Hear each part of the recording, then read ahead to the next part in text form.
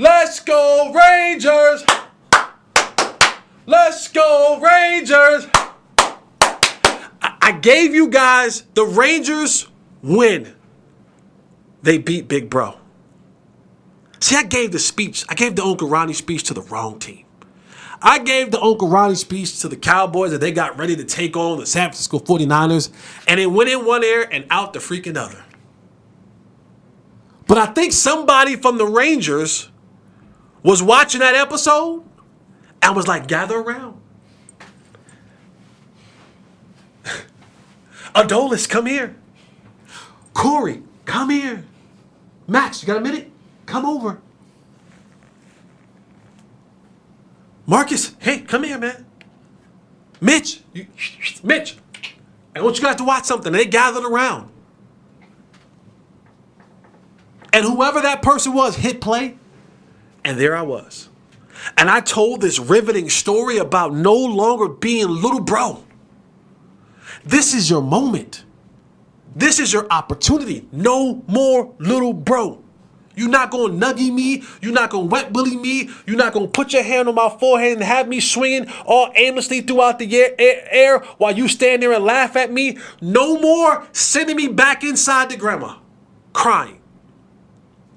No more little bro.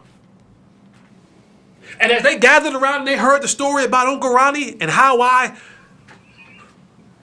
rose up to Big Bro, and I firmly planted my feet on the ground as you can't little bro me. They gathered around. Bochy came in a little late. He was doing media. And they watched me give that story. And I think it fueled them. I think it fueled them because when they went against Big Bro, they said, And not only are we not going to be little bro no more, we going to win it all of our games on your territory. That's right. We took the first two in Houston. Then we came back and finished you off in Houston. So guess what? Yeah, I know that you've been 7 times in a row. No more little bro. No more little bro. The Yankees win 11-4, winning the series 4-3 over the Houston Astros. What happened? You said the Yankees. Oh, I said the Yankees. Excuse me. Jerry, get out of there, Jerry. The Rangers, the Yankees. The Rangers win 11-4, winning the series, winning the AL pennant 4-3. And boy, was it a game. Corey Seager started off with a solo homer in the first. And that's been one of the guys that, if there's anyone who's had the playoff experience, the knowledge, Corey Seager showed up in it. Like, that's how you step up to the plate and say, follow me, guys. Follow me. I'm going to show you how to do this. Corey Seager does what he does. Mitch Garver gets into the action. And what about El Bombay? Woo! Everyone said, what was that, game 5, 6? The 5? When El Bombay was hit, benches clear, they said, oh, you woke up the Astros. Nah. El Bombay said you woke up me.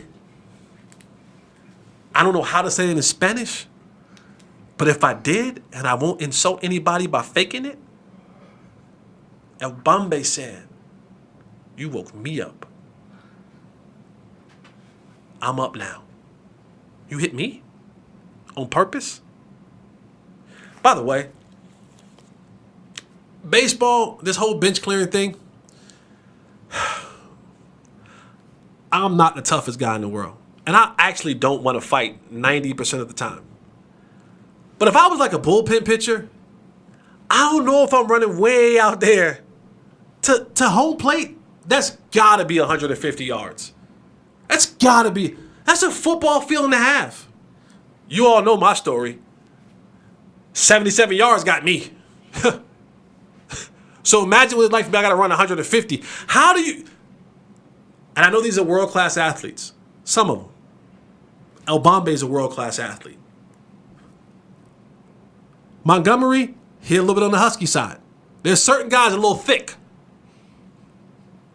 You know what I mean? Like a little Bo-Berry biscuit. You mean to tell me there's no way dudes are running 150 yards and not winded to ready to fight? I know grown men fights. Grown men don't have, like, this ain't a wrestling match. We ain't going 30 minutes. Grown men got like 5 minutes max for a fight before we're exhausted. You run 150 yards, half that's gone. But anyway, the Rangers win. I am a fan of Bruce Bochy. The only manager in MLB history to take not one, not two, but tres teams to the World Series. Not only that, he's 6-0 in winner-take-all postseason games. I think he's also 6 or 7-0 when he wins Game 1 of a series in the playoffs. I want to say he is. Don't quote me on it, but I want to say he is. And you talk about, like, the regular season is great. It's fun. It's fantastic. It's where the regular season is where you establish yourself. The postseason is where you make a name. And I don't think there's a player on this Rangers team that has made a bigger name for themselves than Adolis Garcia.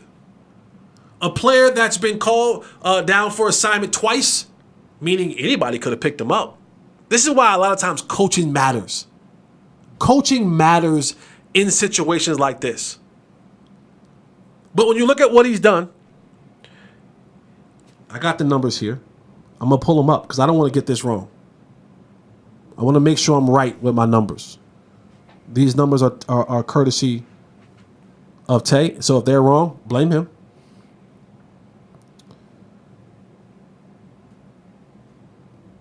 For Adolis, he has the most RBIs by a Ranger in a single postseason series. In the postseason in general.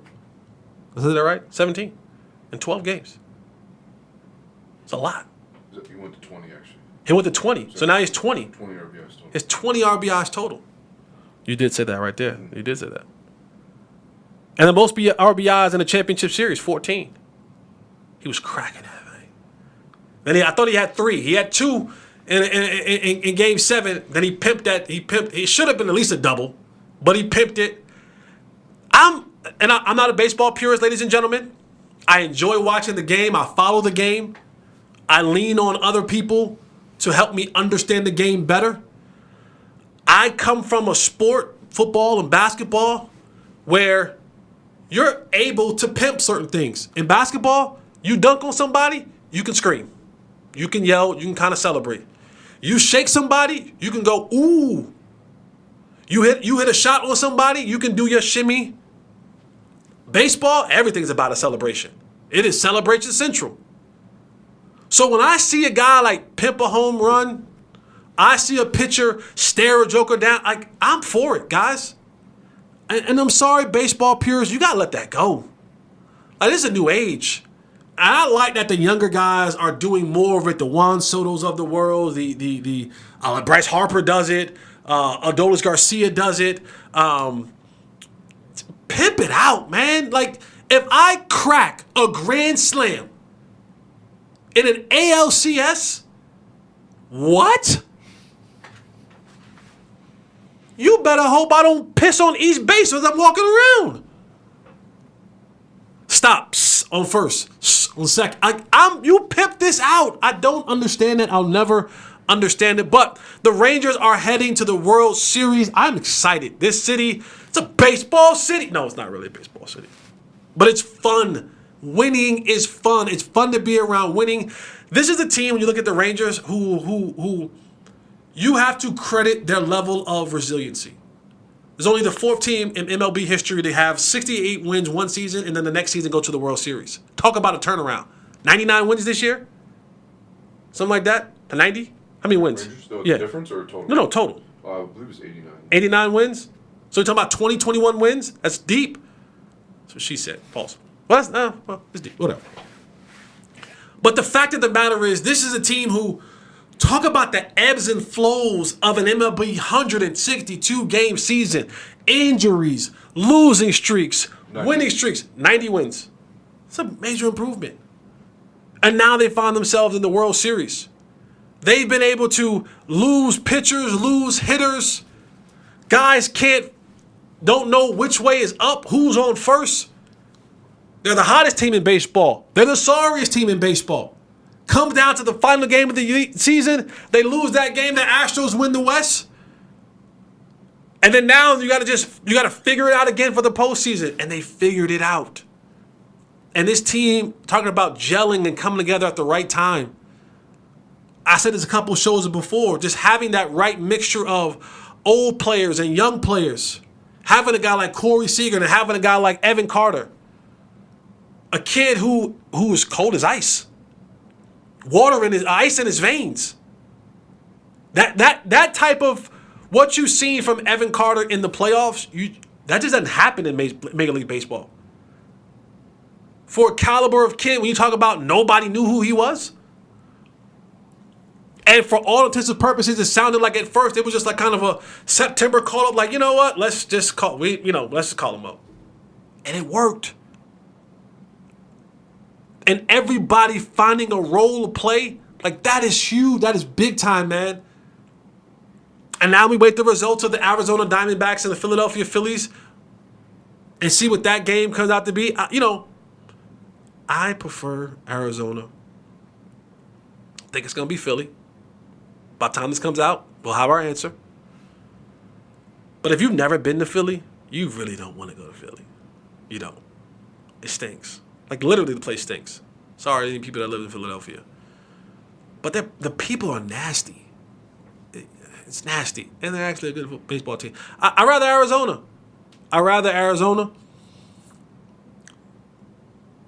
The path of least resistance for me. I think Arizona's the path of least resistance of the World Series. And what would the parade route be? Am I? I know baseball people. Dallas, Arlington, forward. 3 parades? No. Nobody's doing 3 parades. 1 parade. Arlington, figure it out. But and baseball people I know Jesse, don't jinx the series before it even starts talking about a parade route. Man, shut up. I can talk about a parade route. It's fun. It's the World Series. You're not supposed to even be here. You're like a year or two ahead of what the scheduled success was supposed to be. So where would the parade route go? You got to go through the stadium, so you got to be Arlington, right? Don't do it in Dallas. Don't do it in Fort Worth. Got to be Arlington. Figure it out. I'll be there.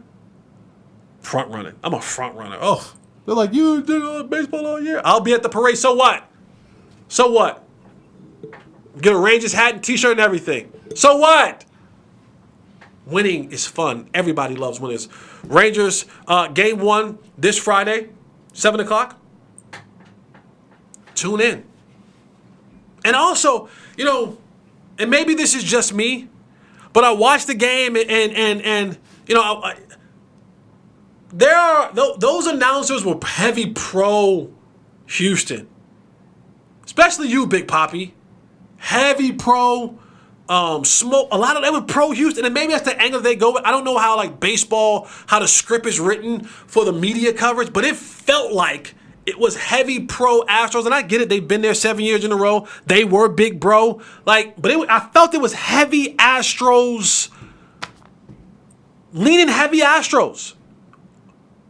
The narrative was pointed at the Astros being the dominant team, the bigger catch of the game, and just overall, it was coming from a pro Astros perspective. Didn't like it one bit. But now, little bro now, home. Big bro is headed to the World Series. Friday, 7 p.m. Central Time. Cannot wait.